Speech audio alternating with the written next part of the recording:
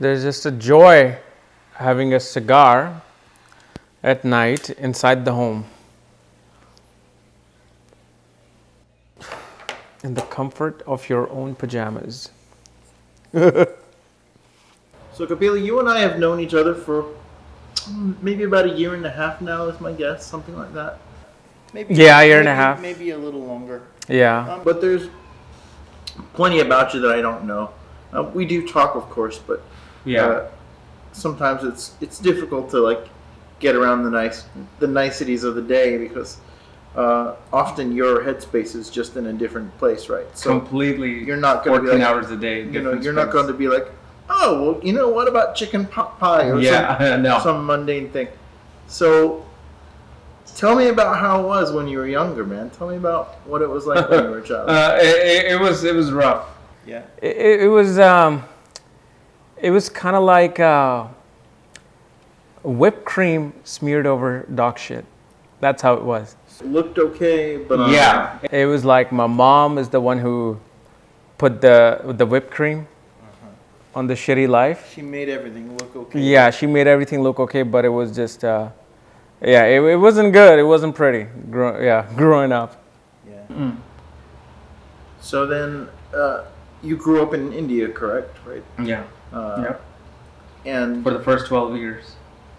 So again, what was that like when you were a kid? Were you a popular kid? Were you? God, no. I was. Jock kid? Were you? Nope, just a complete awkward, dumb kid. Yeah. I continuously failed my classes because of the war at home that used to occur. So there was no focus on studies. There was no focus on nothing. It was just like, what in the world is happening? What in the world is going on? And especially, it was all pretty much the only culprit of all that was just my dad, my father. He was pretty much non-existent for all the 20 years that he lived with me. Practically non-existent. The only time he would exist is he wanted to whip my ass. That's it. And then he would magically show up with belt in hand. Yes. More tools than that. Right. Yeah. Man. So you didn't feel like you fit in anywhere? No, because everybody else had a normal family growing up. The dad used to come home from work. They used to cook dinner. I used to go to my neighbor's house, and I'm like, wow, is this what a normal family's like? And I'm like, yeah, that's what a normal family is. But when I came to my home, chaos, because first of all, my dad dealt with a bit of a schizophrenia for like 6-7 years due to his own issues. So, and then our dinners would be cooked at like 11:30 at night. And it was awkward. It was just like, what am I doing here? And so once we got the news that we're going to be going to the United States, it was just like, I could not wait to get out. Yeah, you were right. I could not wait to get out from that situation because I'm like, there's nothing happening here. All I did all day was just play sports, football, as in soccer, cricket with friends, had no interest in studies. It was, and the interest in study wasn't there probably because of the fear of failing. So you had the mind for it. You just didn't have I had the mind for it, just didn't have the environment to nurture that academic, zeal within me. Sure. So, did you find any influences when you did live in India? Was there anything that you did find formative in a positive way? In a positive way, that was my uncle, my dad's younger brother, who was the astrologer. And at that particular time, I couldn't even care about astrology, didn't know. But it's just like going to his house was like a relief. Like they were a bit of a far more normal even as an astrologer family, there was far more normal than ours. So I just loved going there, hanging out. It was some reprieve. Going to, we used to go pick up mutton, goat, or chicken in the market. That was one of the highlights of my life. Just memories of me going with him to picking up meat. So let's jump forward just a touch. Like, so when you got to America, then what was that like? Was there a culture shock there? No, it was a. Holy shit! No, it was just like it's like you're dying to go to Disneyland all your life, and you finally reach Disneyland. You're like, yes, this is where I want to be. This is where I belong. So there was no culture shock because once I came here, it was like, you kind of felt like yes, I belong here. I'm here. I had a breather, and especially the academic. Even though the United States academia is nowhere close to like Asian countries, it's nowhere close to it, but the way they treated the students was in such a way where I actually felt comfortable even with my, half a brain that I had at that time. Because in India, if you did anything wrong, you would either get the ruler, you would get the stick. Sure. And then I would get a stick and ruler at home. So it was just like I was just stuck in this why even try, wormhole of what is this? What is this?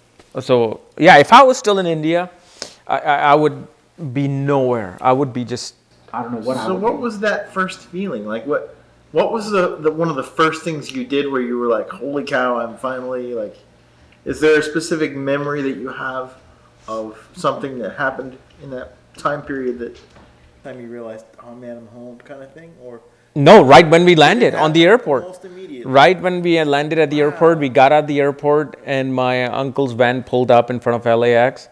I'm like, oh man. And then we stopped at this grocery store, Vaughn's, for the first time. That was my first trip to grocery store. And once I get in, I'm like, oh, I'm home.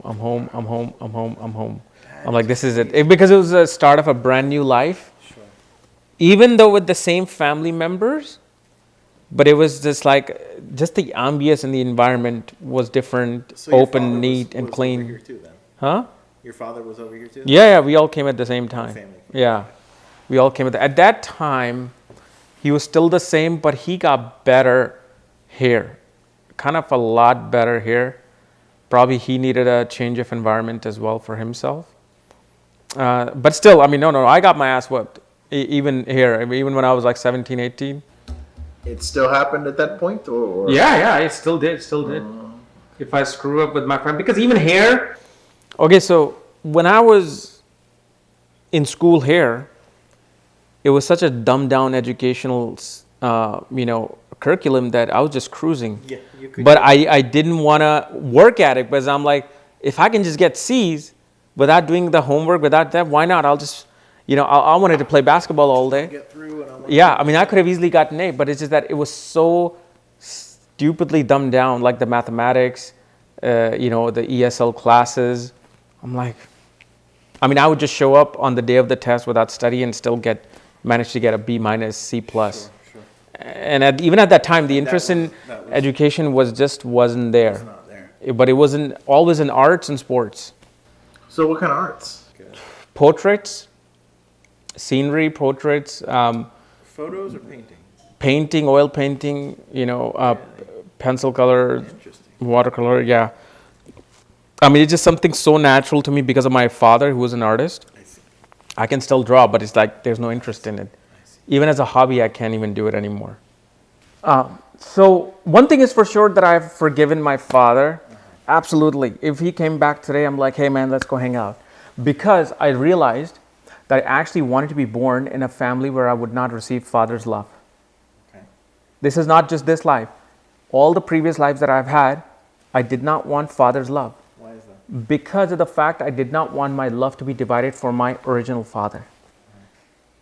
My original father, I did not want my love to be divided for him. And of course, I can't reveal his name because it's not the time, neither I've gotten the permission to reveal his name. Yeah. When the time is right, I might just let's just say it in my autobiography if I ever write it. But if it's not the time, I don't want to say it because people won't even understand. Right. Like there is a physical father that I've had, Right. but it was such a strong bond that I've had this oath that no, I don't want anybody else's love except yours. Right. You know, so that's why I'm just like, I'm happy with the fact that I've come to that level of understanding that, hey man, it was cool. It was my decision actually to be born to you where you won't love me. So it was great. Right. Yeah. Then how about being a teen? What was being a teen was teen life for Kapiel? it was the same, sports, hanging out with friends. All my friends were Persian. Okay. My whole group was Persian. One was Colombian, one was Chinese. But it's funny, even astrologically, I knew now why I had Persian friends, why I had connection to Persia since beginning. But it was friends, but because I grew up in the Indian culture, for me to think about dating and girls, it was so awkward and weird. It was just like, yes, I had my hormones going, but I just didn't have the guts to go and execute those hormones. Right. Yeah, I was shy I don't know in that those things. anybody has the Yeah, in high school, really. you're just a dweeb and you're just cruising along with your feelings, and that's it. Only once you get to junior college, or that age of 21 over, then you're like, okay, that's it, I'm done. Hey man, Need to do it. I was a dice nerd. I played Dungeons and Dragons for years, man. So I can relate to that. That's another thing I did.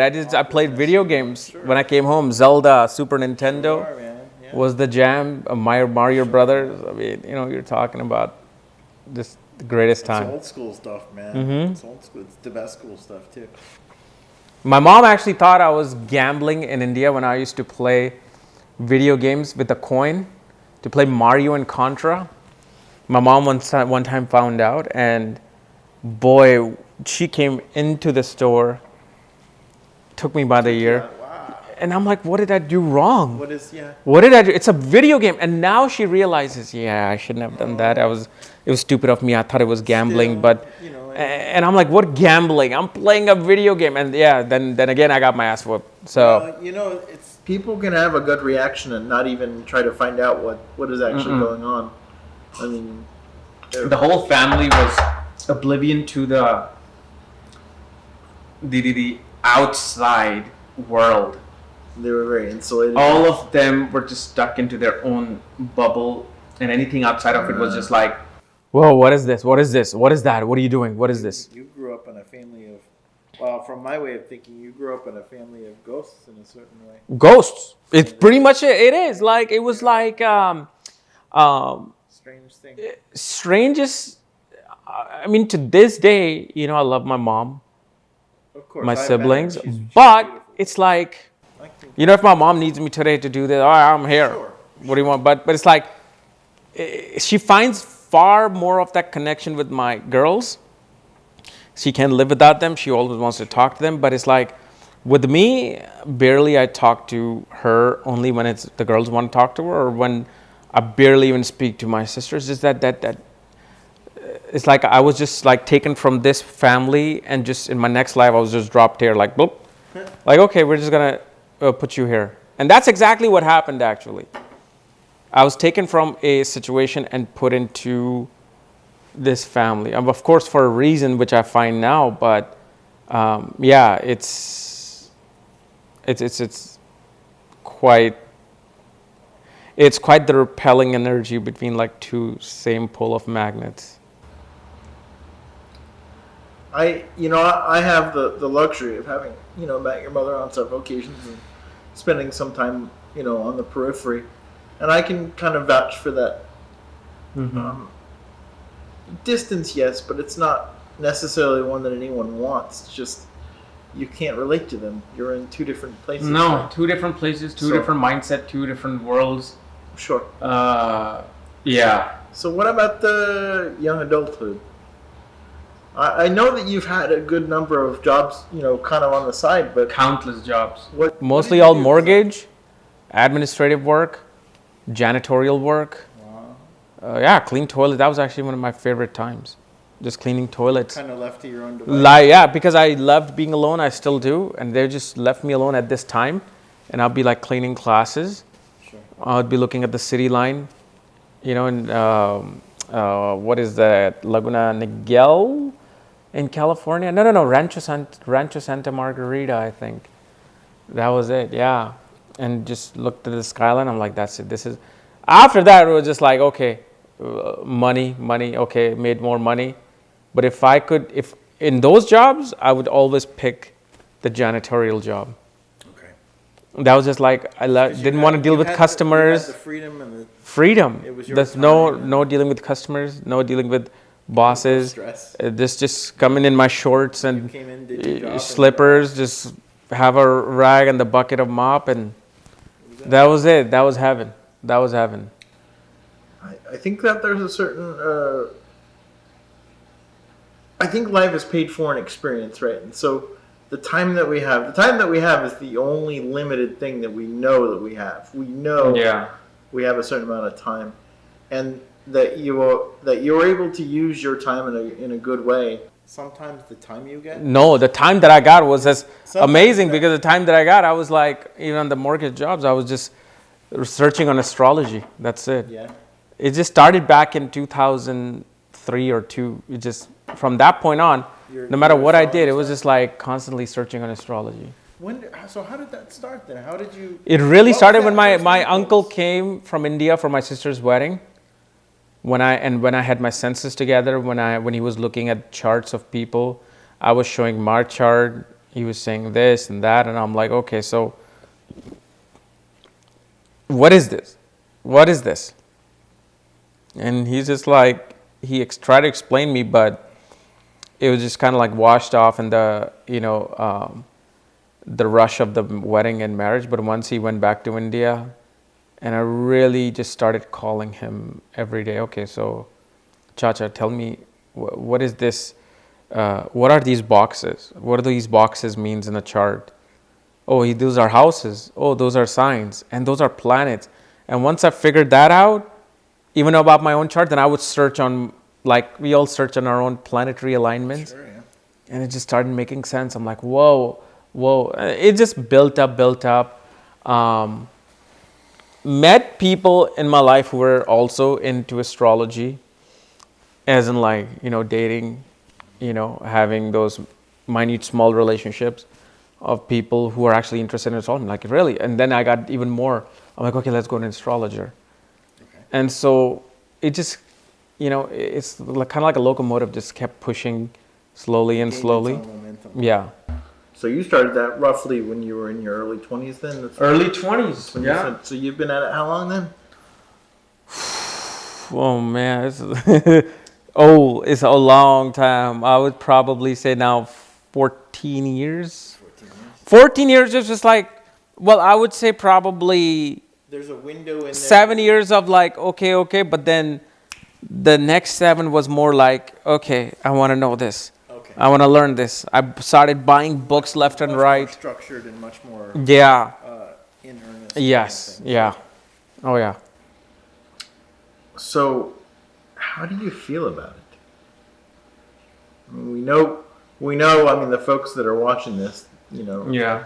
We know that it's your calling, right? You know that it's your calling, but sometimes you can have a sense of things where you go, I know it's what I'm supposed to do, but I don't want to do this. Of course. I had that moment today. It's like you see so many charts, and then one time you'll get charts that you're looking at it. Like some days you can just get on the chart like that. Some days you don't even know where the sun is rising from. And when you look at a chart, I'm like, what is this? What is this planet doing here? What is it doing in this nakshatra? And I'm just like, oh God, why am I doing this? And then, of course, those days come because, again, it's astrology.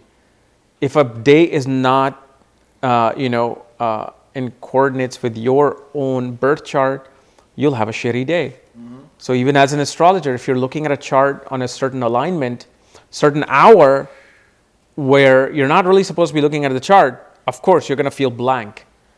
And so then I started studying that. So something else came out of that. Okay, why am I feeling this? Why do I not get this chart? Then I see, okay, so the hour of Saturn was running. The hour of Mars was running. There was too much aggression in my mind. There was too much laziness in my mind, and I couldn't see it clearly. Oh, today moon is in this nakshatra or this constellation, and now I cannot look at these charts. Why is it that? Oh, because of this.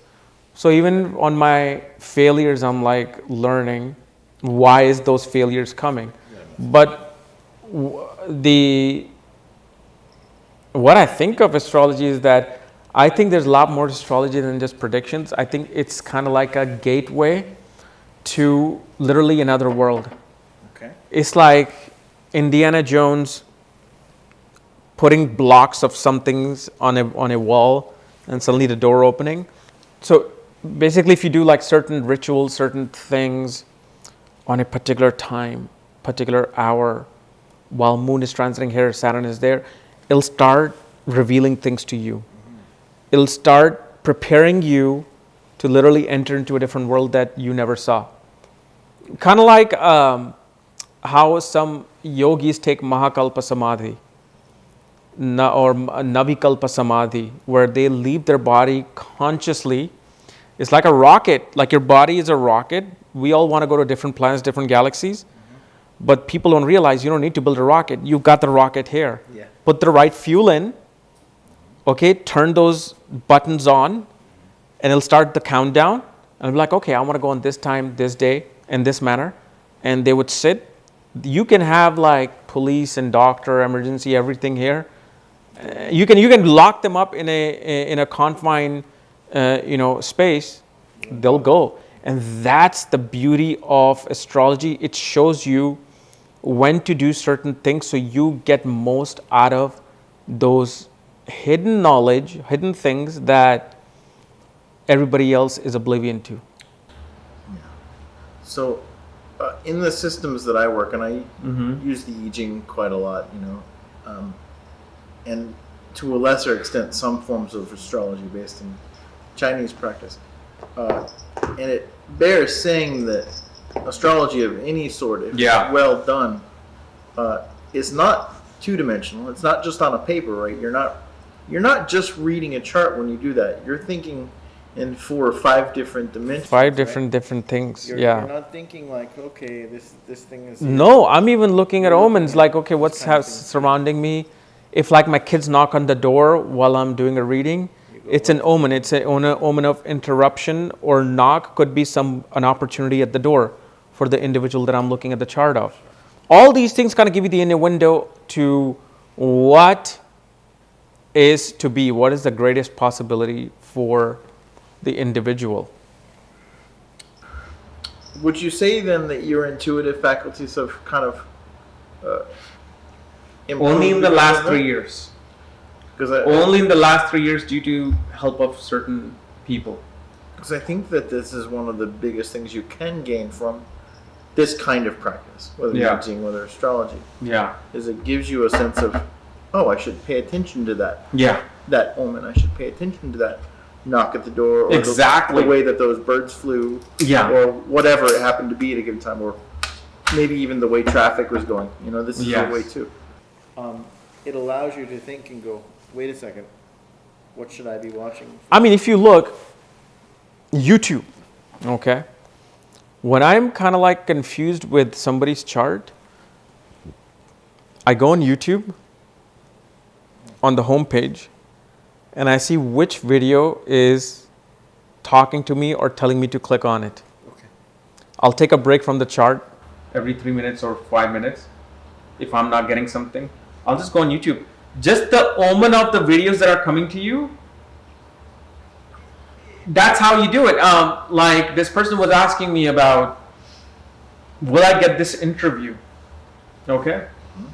So, like the algorithm, when you watch something so much, it starts popping other scenes, other things. Okay, so it gave me a scene from this movie Office Space, where it's one of my personal favorites. Exactly. That's why they show it in the algorithm. So they had the scene where Bob and Bob are going to be firing Milton. Yes. And it's like, oh, this guy hasn't received a paycheck, we're out. So I'm like, okay, that's the human. This person is not going to get that interview. I said that, and the person did not get it. Right. Now, I was looking at everything. I was looking at the horary chart, but it just wasn't coming to my brain. Right. But something as simple as going to YouTube, looking at the omen of the video that is coming. That's how you actually learn about constellations, which I learned from my teacher, Sandeep. He says, like, look at the Facebook posts, look at the Twitter, look at YouTube. So if your moon is transiting a certain constellation and you want to know what that constellation is about, just pay attention to what's happening just on social media, what news is out there, what's on TMZ. Sure. Like on the first thing I do is I go on TMZ, and the very first news, I try to relate that with the constellation that moon is transiting in, or that the constellation that is ascending onto the eastern horizon. And I'm like, oh my God. So like, especially when I watch so many basketball videos all day long, from there I start seeing, okay, so this makes a basketball player. This alignment right now makes a UFC fighter, wrestler. If I'm, let's say, sometimes I'm watching like the football highlights. Oh, so the football player, like basketball players, I realize they have this particular constellation known as Satabhishak. Satabhishak is about circle. Okay. Circles and round. So what is a basketball? They're taking a ball, putting in a circle. The hoop. Sure. And so it becomes dominant. And this is how you learn. I think that's something that needs to be said, because I think a lot of people, they think when you undertake something like this that you suddenly live a certain kind of lifestyle and you don't do Twitter, or you don't watch TV, or you don't do this. No. That's all wrong. That's I disagree. This whole morality and this moralistic thinking, like you have to be meditating as an astrologer, you have to be wearing white or orange clothes as an astrologer, is so wrong. We're drinking scotch and having cigars. I know some of the most highest profound gurus, whose name I will never say here, spiritual gurus who have actually gotten samadhi. I've got to learn that they used to just drink, have fun. They knew far more than some of these people you may see who are advertised so much that people start thinking that they are the answer. But something, when it's marketed so much, is not the right thing. Like, people know me all around, but there is this genius in the village, genius near a river, who knows astrology so well that they know exactly what next word you're going to say to someone. So you see, this popularity doesn't mean that it makes you a great guru or a great astrologer or a great this. It's the genuineness that you have in your life. Sure. In not faking something outside and doing something else inside, because a lot of these people do that. Where I'm like, straight up, I'm like, I can't live without cigar, can't live without my scotch, can't live without astrology. What are you gonna do? What other teachers have you had? I know you mentioned your uncle was one of your formative teachers, and you've mentioned at least one other. Sandeep Kanoli. So I started out with definitely Kapiel Raaj. He's one of the biggest astrologers and pretty much a digital guru to every single astrology enthusiast there.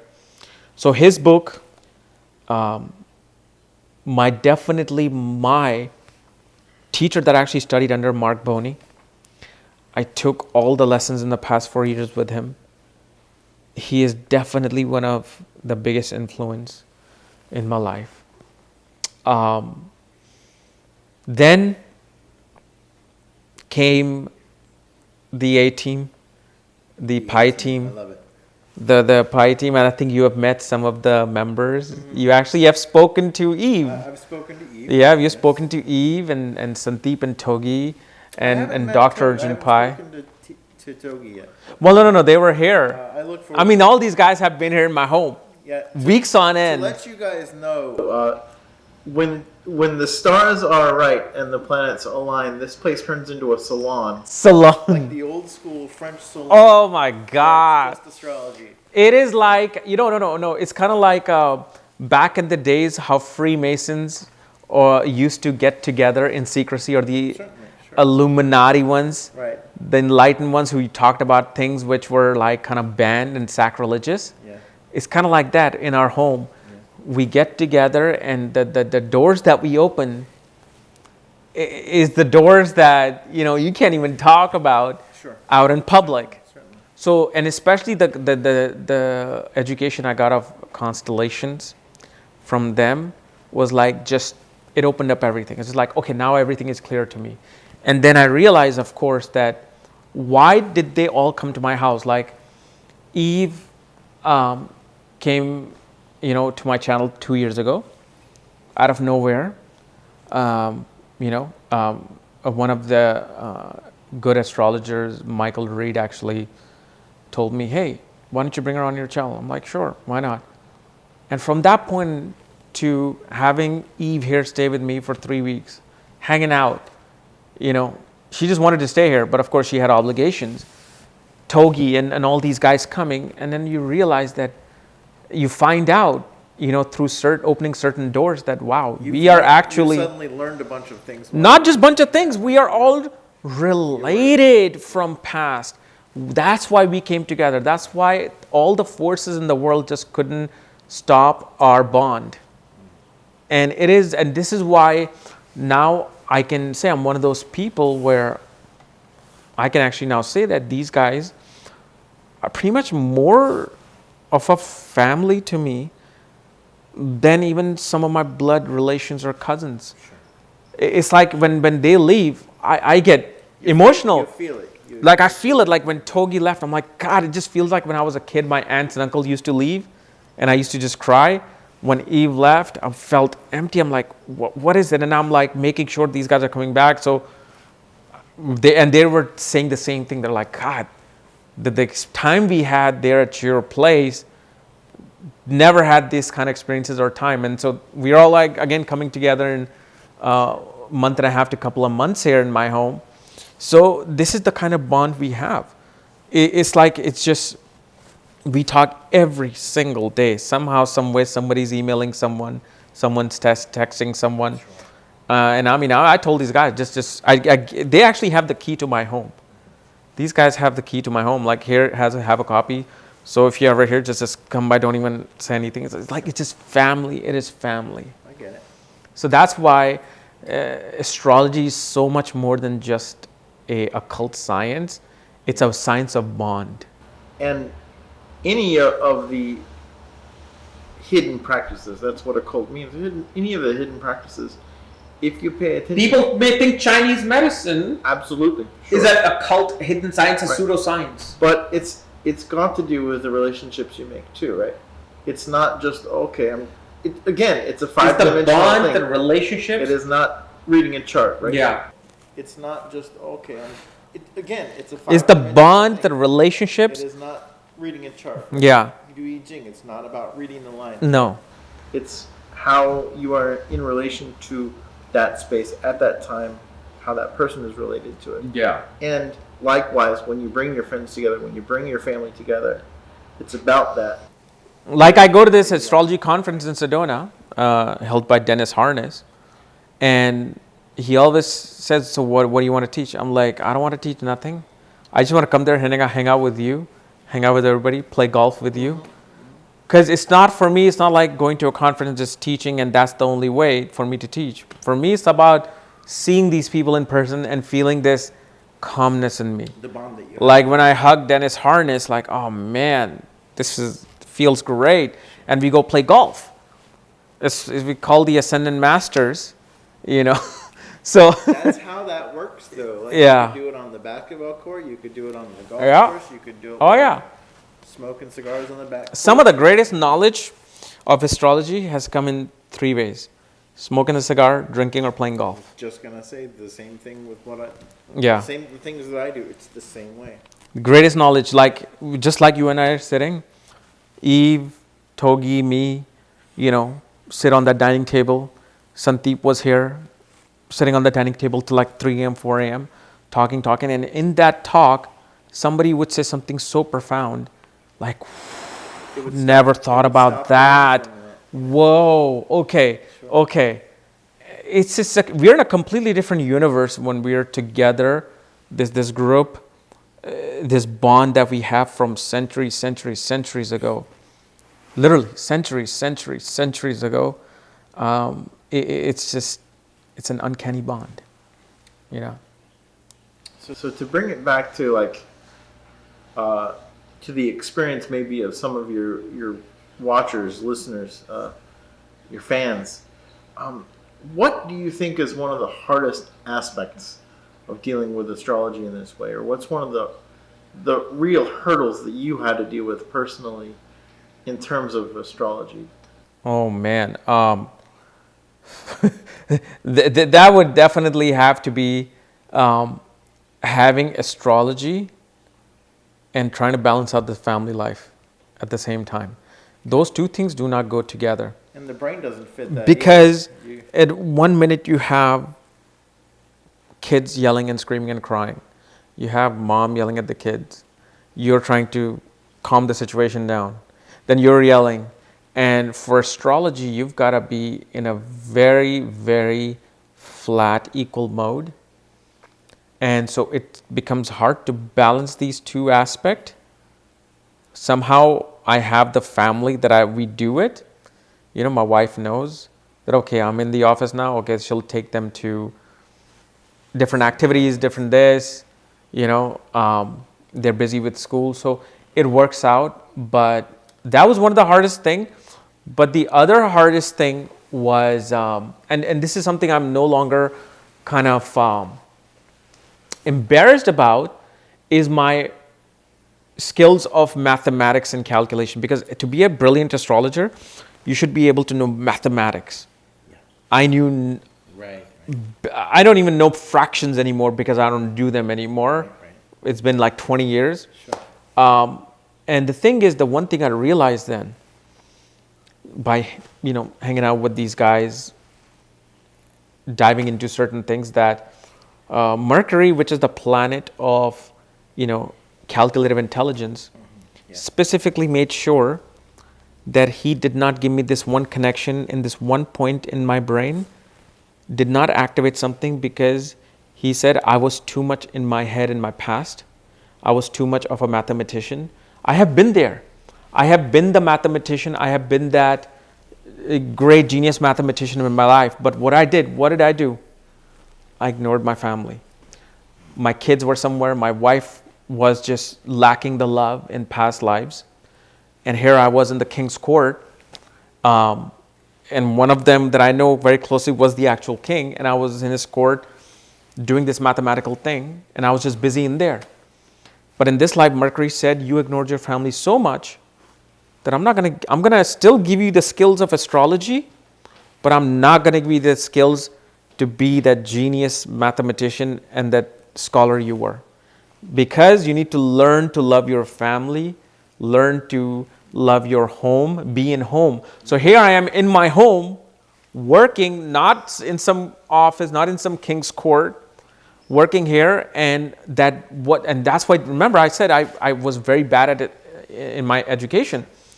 And it was because of the fact my arrogance in my past life got the best of me. And these planets, these grahas, they watch you. They pay attention to you. You know, it's like, how can God handle 7 billion people? Well, it's like while you're smoking, while you're thinking something, you're calculating other things in the brain. You're doing everything at the same time. So it's possible. Mm-hmm. So these planets watch you, and then at the same time, I learned that Venus itself made sure that this is the spouse I have, these are the children I have, because Venus said, I'm going to make sure that you love first before you calculate. So now I'm like, okay, that's fine. I have a software that calculates everything for me. I don't need to be this, this genius person out there who does calculations and then becomes this mathematical astrologer. Everybody's out there doing that. And this is where one of my great friends, Togi Aditya, who is here, he's that genius mathematical astrologer. I am this entertaining, family-esque astrologer. You're very much. And so when we came together, it was like, okay, this is the marriage made in heaven now. Because I get the mathematics from him, and they get the bigger picture through me. Sure. So that's how it works. You're very much based in your gut, right? You have a very strong guttural reaction to many things. That's what it is. Very. So it's like I'm like, yes, that's what it is. But why is it that? I don't know. It is that. Well, you said it. Why? Because the calculative part is hidden, but it spills out a little bit. Right. It's like, okay, that intelligence is there. So you needed to be in your body a bit more this time around. Yes. This is what so these planets are like, no, you are meant to do astrology. You're born to do astrology in this life, but it's going to be in a way that do it in a different style, not in the style you've been doing it for the past lives. Sure. That's how crazy and live and real astrology and grahas are, meaning the planets. Yeah. That's how real they're watching you. Yes. They watch you. They like you, or some don't like you. Luckily, it changes on the day or yeah, a day, you know, from yeah. minute to minute sometimes. You can have that kind of quick, the vibe, the energy changes, given its relationship with others, and I can vouch for that from my systems as well. It's the same sort of process. Yeah. So what are some of the things that you maybe didn't do so well astrology-wise, or some mistakes that you learned from? Tons of mistakes. Like I said, the calculative part Sure. wasn't there. And one of the big mistakes that I made early on in my astrological consulting career, and to this day I try to repent that, is to make negative predictions for people when they really did need to hear certain things. Because who am I to tell them this part when they're going to experience it anyway in their life? Because even if astrologer says, I'm warning you, warning doesn't do anything, because if it's going to happen, it is going to happen. And so there's no reason to tell somebody something. And this is why I made this oath to myself back, I think 2011 or 12, that I said, I'm never, ever going to put anybody in a situation where they're psychologically impacted through my knowledge. I don't want to be the catalyst of that burden on them or on myself. There is a kind of a karmic process to that, right? If you give them more information. I actually want to write a book on my failures of making this mistake in astrology, that mistake in astrology, why I should have read this chart this way and not this way, because this way wasn't right, this way should have been right. So actually, it's something that I'm actually working on. And I don't know about you, but I know for me, oftentimes the mistakes that I make are the lessons that I learned. Like, suddenly you got something wrong, you go, okay, I'm never going to forget that. I shouldn't be looking at this way, I should be looking that way. You never forget those lessons after a point. Yeah. There's certain people, there's certain astrologers who will predict 99.9% of accuracy. But that's their karma. That's their gift that has been given by the grahas, that you are going to do this. But even still, that human component. Component is there. 0.1. Yes. Okay. But one thing I will say now is that my devotion towards divinity, my devotion towards God, is bringing me closer to astrology even more now. Which actually leads me into one of the things I was going to ask about. Yeah. And that's, do you have any practices that you use? Absolutely. First of all, like yesterday was the full moon, the blood wolf moon, and I bought my idols down of Saraswati and Lakshmi and Ganesha. Yeah. It's been, I think, over 2 months now. I do their mantras every single day, because Saraswati, the goddess of knowledge, pretty much said that I need to do her mantra. So I've not done that. Then I am in my closet, in my office, I have my pictures of my family, my Kriya Yoga family of Yogananda and all that. So I'm now starting to do, I've been with SRF as a student for 6 months. What is SRF? SRF is the Self-Realization Fellowship of Yogananda in California. So now I'm finally doing Kriya Yoga and practices in my room, in my closet every morning. Like, I have a ritual I have to do. Like, I have to wear certain things, sit certain way, do certain things. And from there, it's just making everything else easier for me. it's like it makes this astrology easier. It's not making it difficult. It's not making my love less for astrology. It's just making it more beautiful and blossoming that for me. You're probably seeing more depth in it. Yeah, it's something, but these practices, what I do, not astrological practice, this practice towards my divinity now, I feel like I wish they had come earlier with my maturity, but my maturity wasn't there. But that's all that matters. Yes. In my life. Like I when I'm doing that Kriya practice, that's all there is for me at that moment.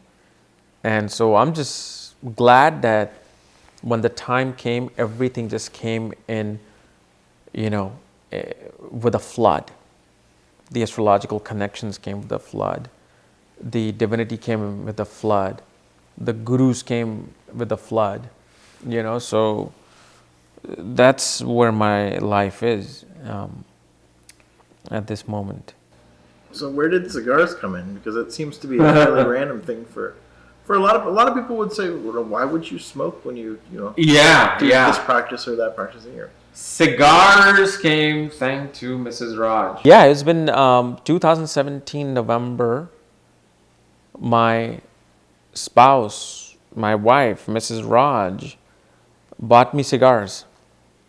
She's like, here, have cigars. And I'm like, why would you get me this? Like, I know you always wanted to try it. I know you did it in Vegas once. I just saw this box on sale, so I got it. I'm like, okay, I hadn't done cigars the manner that I do them now, but I'm like, they were sitting for like 2-3 days. But I'm like, all right, fine. I got the cigar out. She had a lighter, the cutter.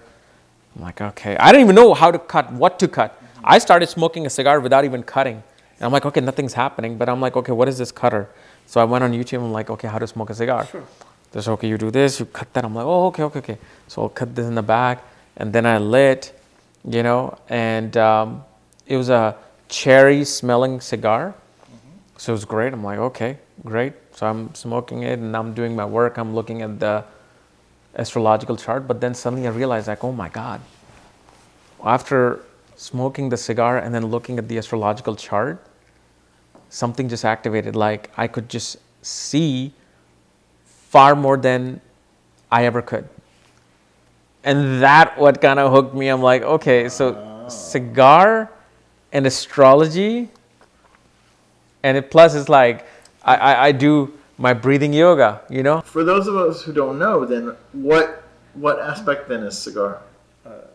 You've shared this with me, but I just showed you the symbol, right, early on. Many people may not know. The north node of the moon, Rahu. This is the symbol of the cigar in there.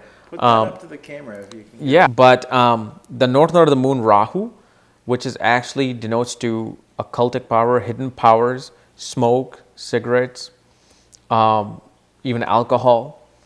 Rahu is the bhoga karaka, meaning it fulfills your desires, gives you what you need in that time and moment. So this is why when you smoke a cigar, this is why even in certain indigenous culture, they smoke cigars or smoke tobacco to activate certain energies, to see things in the smoke, to get and it's nothing to do with drug or intoxication. Cigars just gets you into puts your mind into a different place. Not like marijuana. It's just different. It's because there's nothing close to that.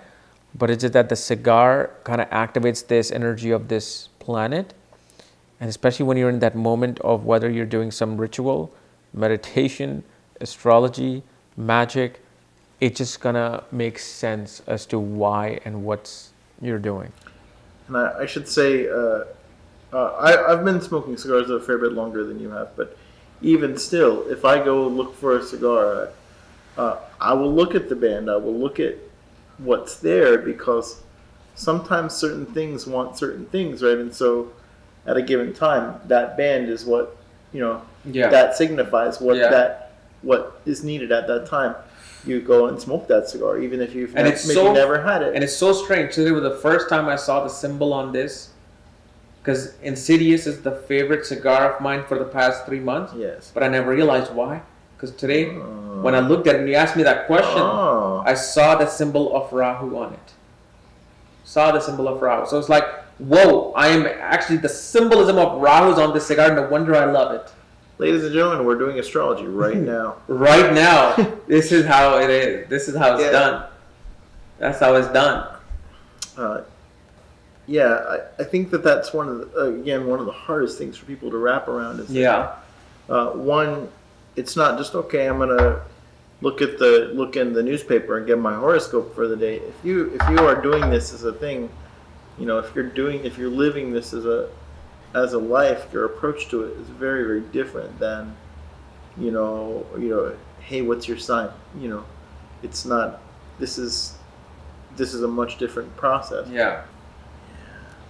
Do you ever find that you have to go back and put down a chart and be like, okay, I'm just going to read this later because I'm just not there? All the time. Like I was telling you, especially when it's summer and it's not so cold outside, if I can't see a chart, I'll just minimize my window. I'll take my bike or I'll just walk outside to the pond, walk in my, my complex and just think about nothing, not even think about the chart. But somehow, some way on my way to the walk, and especially when I walk, that's another thing. When you walk, you're activating your third house. You're also activating your ninth house of counseling, third house of your skills. So when I walk, my skills become activated. Even just to go outside, just to go outside itself, this is sometimes enough. But again, you're not just going outside. You're looking at the omens. You're looking at what's going on around you. Part of it is the mindset that you put yourself in. You don't just go to the store to pick up a loaf of bread. You suddenly start to look at the loaves of bread or whatever it is. Yeah. Yeah, so I happen to know, quite a bit about you and sort of, I know what you do for work and your head's in it all the time and certainly you put your time in.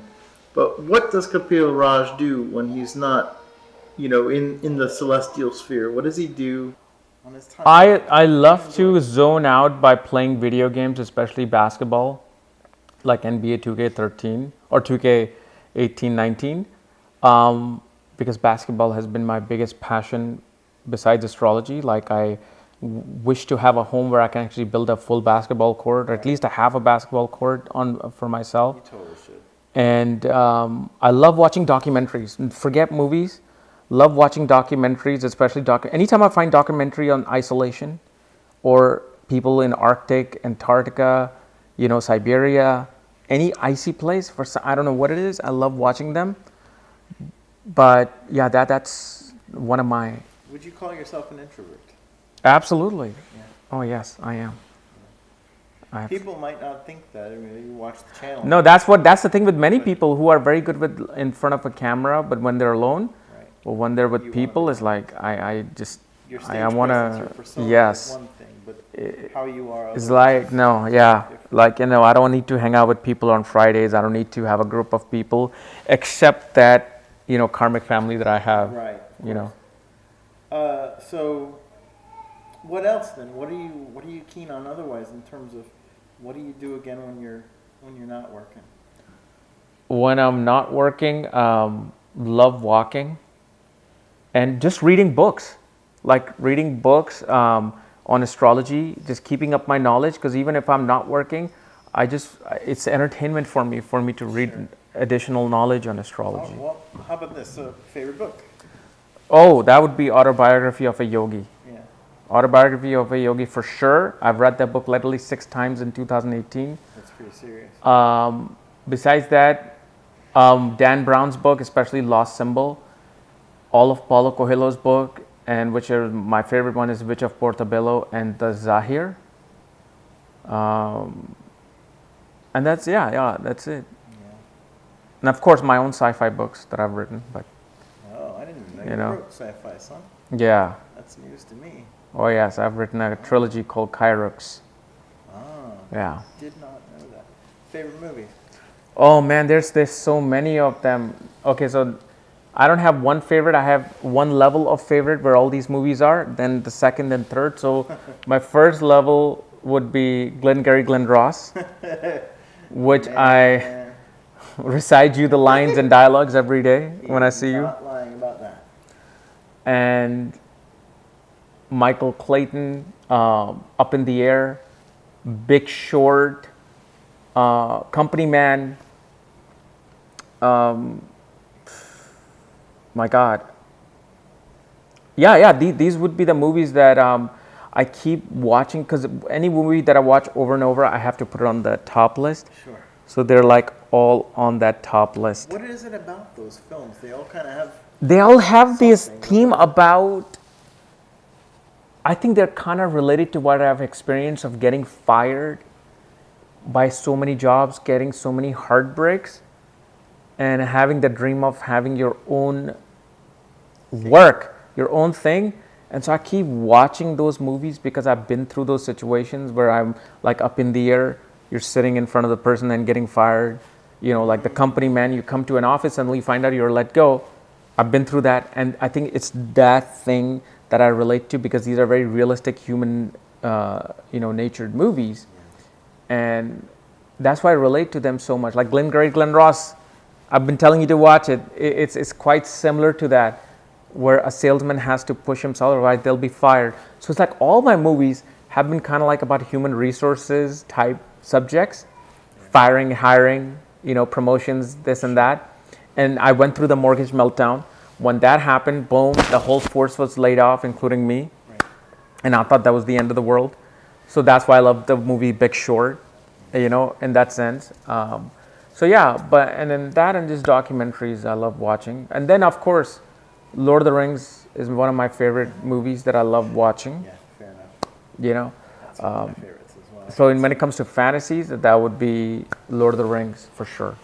Yeah, it'd be difficult to outdo it. Yeah. Very difficult to outdo it. Oh yes. Well, so what are your plans for what's coming up in the future for you there? I don't know if you. Well, the future is now. Future is now for me, because I always wanted to open an astrology school for myself. Okay. Because of the fact I wanted to learn in a certain way that I could not find anywhere.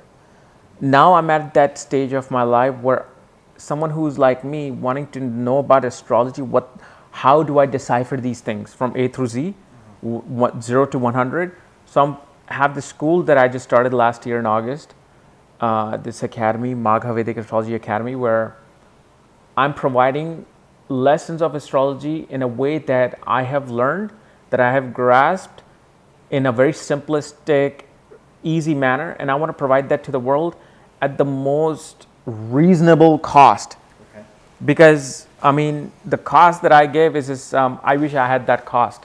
So I'm like, that was my number from the beginning, past 10 years. If I ever opened up a school, it would be this cost for everything. Okay. Not just one or two things, everything for this cost. So it's not my ideal situation to teach. I actually wanted to teach school in a planetarium. Okay. With the whole dome ceiling theater and everything. But it's a great start. So I am doing my future now. The plan was to have a school where somebody who doesn't even know nothing about astrology go in and comes out at the end knowing something. When they look at a chart, they can say something. Yeah. Yeah. So what I would say, like, what are some of the things that you might like people to know, or what is a take home that you want people to have here? If I was 25 or 30 even, I would be telling people astrology is real. You should follow it. The people who, make fun of astrology, you guys are wrong. There's so much to it. At this point of my life, honestly, I don't have any wisdom to give to people. Because here's the thing. What is to be is to be. If universe wants human beings, majority of the human beings, to believe in astrology, they'll somehow find a way to believe in astrology. If the time is not there and universe says that no, only less than 0.001% people believe in astrology. So I'm going to do something that nobody believes in astrology. So no matter how much I speak, no matter how much I go out there and say something, it won't matter. So I just let it be. I'm like, I just want to do my work. If somebody finds any value to it, great. Because if I can change or not change, if I can make one person realize what I've realized, great. I don't have to make masses realize what I've realized. So I'm no longer in that mode that I'm here on a mission. I have to change something. I have to build something. So this way people can know about astrology. But the only thing that I will say is that astrology, if you love astrology, if you're serious about astrology, if you think astrology has a super scientific truth, then it should lead you to divinity. It should lead you to your spiritual path. If it doesn't, then don't follow it. Just do something else. You'll be much better off. If astrology does not lead you to your divinity, and again, people will say, well, divinity, you're smoking, you're drinking. Again, these people or whomever thinks this way, Depends on what divinity you talk to. No. Because the thing is, people don't. I have no experience of being under a guru. I don't know what gurus are, like actual real gurus, like Yukteswar or Mir Baba and Yogananda. We don't know none of these people. We see things, we read things, we read articles, we watch videos, and that's what influences us the most. And what we do is when we see something which is not of that, what we have read or watched, we'll put in the comment, oh, you're wrong. This is not how it is. This is how it is. My thing is, if you really want to know if this is right or this is wrong, don't read anything. Don't watch anything for sure. Put clothes in your backpack or in your suitcase. Okay? Whatever you have, pack it in the backpack, book your ticket to India or anywhere, go in person, meet people, talk to people, and then realize what it is. Then if you say this is wrong, okay, I bow to you that you said this is wrong. But because I see myself, I used to be this way. If I watch something, some one line on television by some guru, and I'm like, wow, yeah, that's true. And if somebody went against that, whether in person or online somewhere, I'd be like, no, you're wrong. Why? Because this is the reason why you're wrong. And it was such a dumbest thing that I used to do. And so, like how some gurus, some people don't even talk. Like Mir Baba stopped talking, didn't want to talk. Now I get it why. Just they have seen so much of these things that they're like, there's no point in talking, just do your action and that's it, and just go. So this is how my mindset is now. It's like, if I want to learn something, if I want to know what is true, I want to actually have an in-person imprinted experience than just what the book is saying or what this is why I don't like reading any religious books or spiritual books. The only thing that I love reading is like Samaveda and Kama Shastra, Artha Shastra, the Vedas, because they have a lot of knowledge of the constellation. For me, it just becomes about learning my own craft. But for me to give somebody philosophy out of that, oh no, that's wrong. Because if you have not experienced God, if you have not spoken to God, if you have not spoken to planets or grahas, except what you are watching or reading, then you shouldn't comment or say something. You gotta experience it. You gotta be there. I am not there. I don't know what it's like to open up your Kundalini and experience something different. I don't know what you experience when you have ayahuasca. Nothing like that. So that's why I just don't say anything. I don't want to influence somebody. Hey, this is my philosophy. You should follow it. No, this is me. This is what I do. If you like it, hey, you like it. If you don't, Sure. But I'm no longer in that mode that I have to make sure that I influence you. So I am your teacher. I am your guru. That's when you know. That's when you got to run away from me. Yeah. The moment I do that no, listen to me only, and I have the truth, I am the way. Oh, no. You got to run as far away from me as possible in that case. That's how it is. Even my school that I just opened, and I talk about astrology, I keep emphasizing about divinity and astrology, like know things through practical, real feelings and experience, not just these nostalgia you get from, watching certain YouTube videos or reading certain books that have rules written down, because you don't know what rules are except what you're reading. Then you can vouch for the rule. But if you're just reading a rule and say, okay, you're wrong, you're doing this, no. Mm-mm. You see, even though you said, "Oh, I don't have anything to give," you just gave an answer to my original question. You just gave the answer, which is fine. Yeah. Yeah. After a point, there isn't anything to say. You go, okay. You go and do it. Is the answer to the question? Just, oh, okay. What's wisdom? You go do the thing. Hey, if they want wisdom, the one wisdom that I can give is that a beer is not a beer unless the glass is cold. That, my friend, is wisdom from me now. Now that I can vouch for. Okay. Beer is not a beer unless the glass is cold.